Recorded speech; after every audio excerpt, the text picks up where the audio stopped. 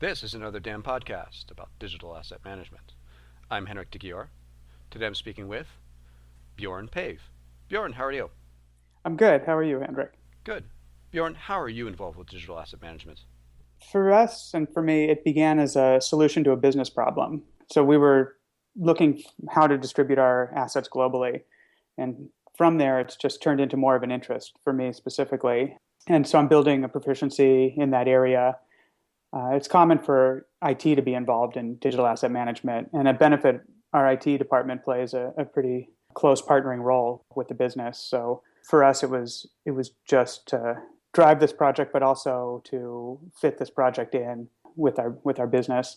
As for the basics, we are live with our third phase of this project, and I've been less of a project manager these days, and it's become more operational. And I've become more of a strategic kind of partner with this project and helping progress and develop it and bring it to the next level. How does an organization focused on cosmetics use digital asset management? Pretty much every company needs to be using some kind of DAM. I mean, especially the ones that operate globally. Digital assets are everywhere. Really, I mean, I don't see much difference from a car company needing to distribute assets than us, a cosmetics firm. So it's about efficiency when it comes down to it. And that said, we need to get our marketing materials out quickly to our marketing teams around the world, and we're constantly under deadlines to do that. We're launching products and going to market quickly with products. So to allow us to stay agile and efficient, we need some kind of thorough system like that, and as many companies would. And also, it goes without saying that allowing those markets to find an easy way to search for those assets, and not only the new ones to be able to find efficiently old material that they need to find quickly.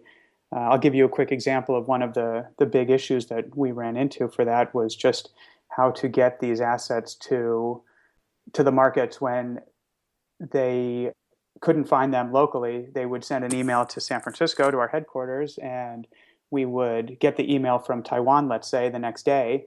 We would reply to that email, and then the next day after that, they would have a link or some method of gathering that asset, and we've lost valuable time there. So efficiency is really important for us in that sense, and as well most companies.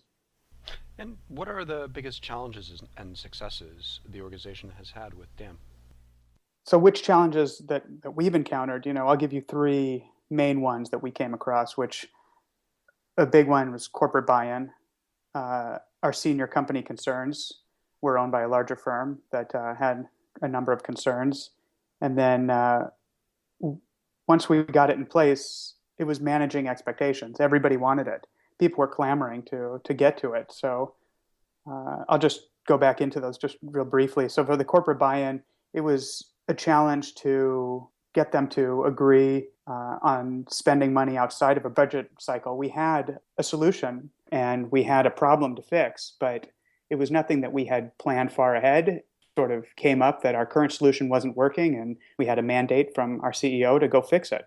Getting the corporate buy-in and getting that done, and that kind of leads into the senior company concerns, was we had to convince them that this was the right solution. So we were also faced with some other solutions that some of the other firms in our group were using. That became a quite a big sell project for our group. And then managing the scope of it was key, because we had a small pilot group that we could roll out to, and then now it's turned into a much larger group. And now a lot of departments are seeing a use for it. So managing those expectations is a challenge. As for our successes, I'm really pleased with the steering committee packet we put together and the materials that they have at their disposal through this project. Leveraging our vendor expertise was key. I mean, we partnered with a great vendor. Canto had professional services local to us, so it became very easy for us to draw on those resources. They were a very close partner, and their professional services team really helped us get to the next level with this. And then finally, for our successes, it was about celebrating the successes. We had occasions to do so. The project came up during a global managers, our general managers meeting, where all our global general managers were in San Francisco and complaining about the lack of efficiency they were getting from our current solution, which at the time was SharePoint. And they wanted some other way of doing this, so of gathering assets. So that was the time that our CEO came to us, and a year later, we used that occasion to display what the solution was and what we came up with, and it was a great occasion to do so. And since then, we've had other opportunities to really kind of tout our successes in there. And what advice would you like to share with DAM professionals and people aspiring to become DAM professionals? For me, and this is goes back to a bit of what I talked about at Creatosphere this year was, and what I hope to get across was there was no roadmap for how to get into this. What were some key areas that really helped bring me up to speed and bring us up to speed was, well, there was the LinkedIn group that's out there. There is that Digital Asset Managers group on LinkedIn, which I found was a great location for talent and resources. And other ways would be engaging in DAM communities, podcasts and blogs like yours, Henrik, and conferences. Those are great ways to find expertise. And why not learn from the best? Why not take the people who are best in the field and draw on their intelligence? So that's what we did there. And then, like I was saying before, leveraging the vendor was really helpful. I mean, if you're in a position where you can get vendor referrals, who you can go out and speak to, DAM managers at other firms that are similar to yours, maybe not exactly, but similar. That's really a big help, and that was a help for us.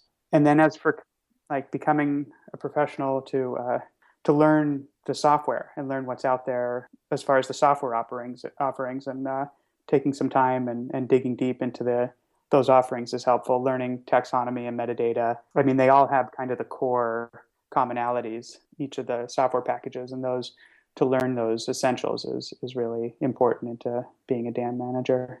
Well, thanks, Bjorn. For more on this and other digital asset management topics, log on to anotherdamblog.com. Another DAM podcast is available on Audioboo, iTunes, and the Tech Podcast Network. If you have any comments or questions, please feel free to email me at anotherdamblog@gmail.com. Thanks again.